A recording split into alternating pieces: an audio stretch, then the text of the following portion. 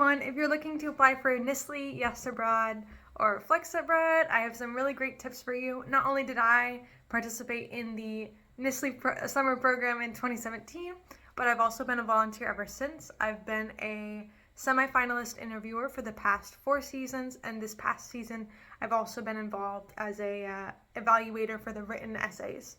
So I have plenty of experience, plenty of tips, as well as the common mistakes or weaknesses I've seen. I'm going to be giving a list of tips and give some advice specific to the essay questions of what certainly should and shouldn't be included. I'm putting those tips all below with timestamps as well if you want to skip around. Right now, NSLI-Y, Yes Abroad, and Flex Abroad are all on the same application portal, but these tips can also be applied if you're applying to CBYX. I've not actually been involved in the CBYX application process. It is a little bit different, so just keep that in mind. The first tip is to be specific. In these essays, you want to be as specific as possible. I know that you're going to be restricted by your word count, and you want to fill up that word count with as much evidence of your characteristics as possible. And what I mean by that is show who you are through your anecdotes and examples. For example, don't just say, I love learning about Russian culture. Give examples of how you engage with that culture. Maybe you like watching documentaries or listening to podcasts, or maybe you have a Russian friend that inspires you. Whatever. Just be specific with your examples. Don't just make a claim or state something. Think about what characteristics make a good applicant for engaging in a certain language or culture, but also what makes a good applicant in being in a foreign environment, being away from your family, having to cope with difficulties. What characteristics are going to make a student or a participant who is successful in these programs? Those are the characteristics you're going to want to stress in your essays. I'm going to give a good example of what I would categorize as weak, good, and then really great evidence for different characteristics. So I'm going to use open-mindedness. You want to show that you're open-minded, for example. So I'd say a weak bit of evidence would be just stating, I'm open-minded, my friends think of me as, I'm known to be open-minded, kind of just stating it. Or everyone knows me as super open-minded. And then I'd say a really good piece of evidence would be giving an example of any action you've taken. So maybe you're a member of your high school culture club, or you like watching culture documentaries, or in one of your classes, you've written a paper about it. So giving an example of an action you're taking, whether it's like a one-time thing you've done or a regular activity, give multiple examples if possible. And then a really, really great example, and you can't, of course, no one's going to be able to do this for each characteristic they're trying to show, but if you can show you trying to spread that characteristic to other people. So, for example, with open-mindedness, trying to bring people into that characteristic and develop that in other people. Maybe you've started a club at your school, or you're one of the leaders in that club. Maybe you like to make TikTok videos about different aspects of culture. Kind of spreading that to other people, I think, is really great. It's difficult. It's not always easy, especially in high school, to show that in multiple ways. So for open-mindedness, or maybe for coping with difficulties, maybe you've helped other students struggle through a certain subject that you've struggled through. So kind of think about different characteristics that would be good for a student to have studying abroad, and how you've shown that in your actions, and maybe even how you've shown that or kind of inspired other students to also carry those characteristics. Second tip is to not write a piece of literature. And for what I mean by that is I've seen plenty of essays where there's just way too much detail into an anecdote, and it's really beautifully written, and I'm sure your English teacher may appreciate the way it was written, but I think it's sometimes can be way too descriptive and waste a bit of a waste of word count. So there is no need to include literary devices. You don't need to have onomatopoeias and metaphors. in these essays. It's not going to score you points. Of course, like proper grammar and spelling, of course, is important of, what your English teacher would expect. But there's no need to write like a piece of literature using literary devices.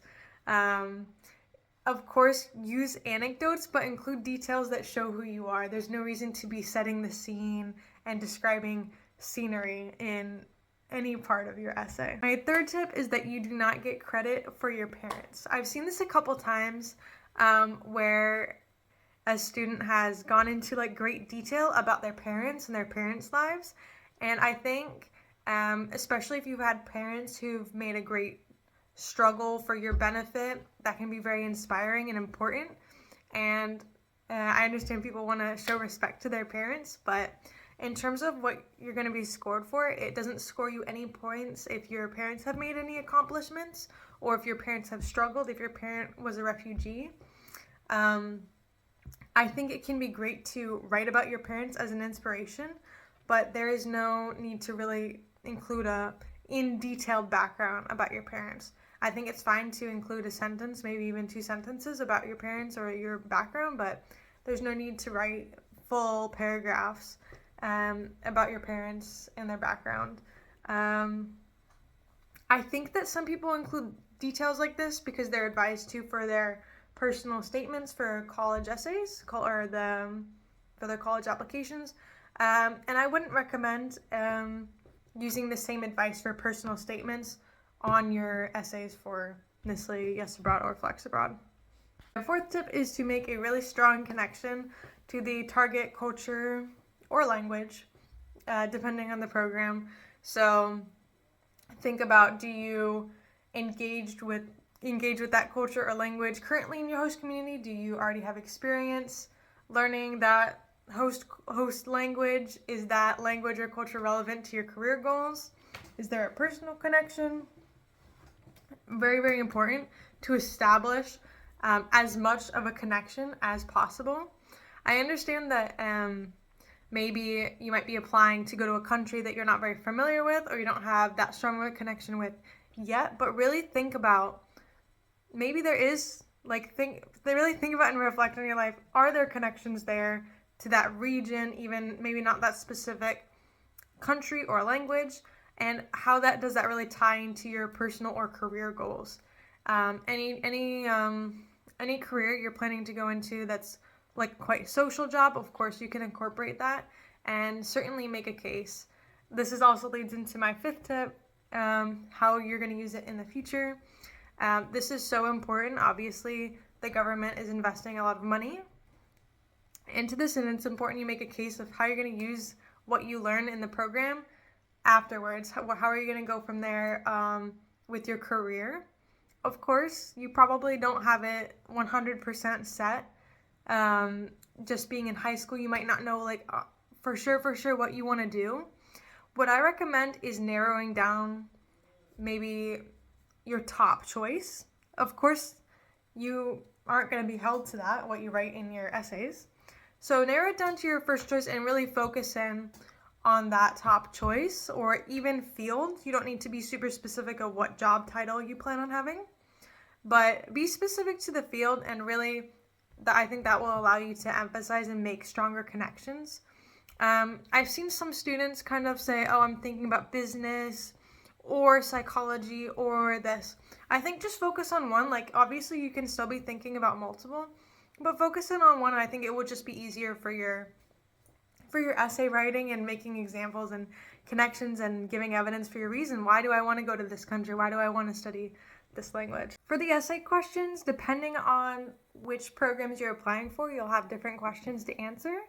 Everybody will be answering essay question 1, and unless you're only applying to the NSLI summer program, you'll need to do essay 2.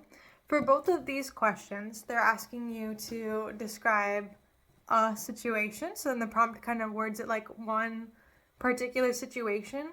If you have 2 great examples, feel free to include 2 different scenarios. You're not going to lose points on that, even if you feel like the scenario you give doesn't exactly address what the prompt's saying. you're not really going to get points off for this. What we're just looking for is to let's see your characteristics, and of course you need to show evidence to back up any characteristics you're showing. I'd say for all of them, every situation you get, what you want to do is show maybe for example, I think one of the prompts is to describe a difficult situation or disappointment.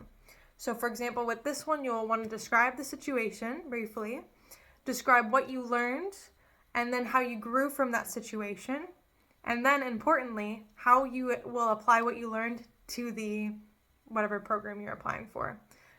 So I'd do it at least those 3 steps: what happened, what you did, how you coped, and then how you're going to apply that to the program, or even like the future in general. Of course, I would try to specifically address the program. For example, let's say you failed a test, you studied really hard for it, you failed anyways, so then you didn't let that demotivate you, so you decided to make a study group for the next test, and you ended up doing really well on the next one. So now going forward, you've learned that you're more of a social learner, and on, let's say, the NSLI program, you'd want to start or try to make a study group outside of the lessons. Just an example. So kind of apply what you've learned to a possible scenario, or if you've had a scenario, any kind of scenario that you've had in high school, you could probably have on the program. So you can say, oh, if this happens on the program, like, I know exactly how I'd address it, or like, I know that this is likely to happen, that I'll face blah, blah, blah. I'll know how to address it when that occurs. Let your recommender know as soon as possible that you are applying to this program. I guess for both your parent, I think there's still the parent recommendation and the non-family member recommendation. For both of them, let them know as soon as possible that, like, when you're thinking of applying to this program, even if it's far in advance. And then also explain to them and ask them to specifically address in their recommendation your passion towards this target culture or language. They might not know, like, outside of their relationship with you, how you are involved with your target culture or language. So make sure that you inform them of that and ask them to address that. Oftentimes I see it seems to usually be a teacher or a language teacher. I see a lot of it. Doesn't matter who it is, really, just that they know you well and they can speak highly of you. Yeah, I hope all my tips were helpful. If you guys have any questions about the programs, about the application process, about my experience, feel free to message me or comment below. I'm always happy to help.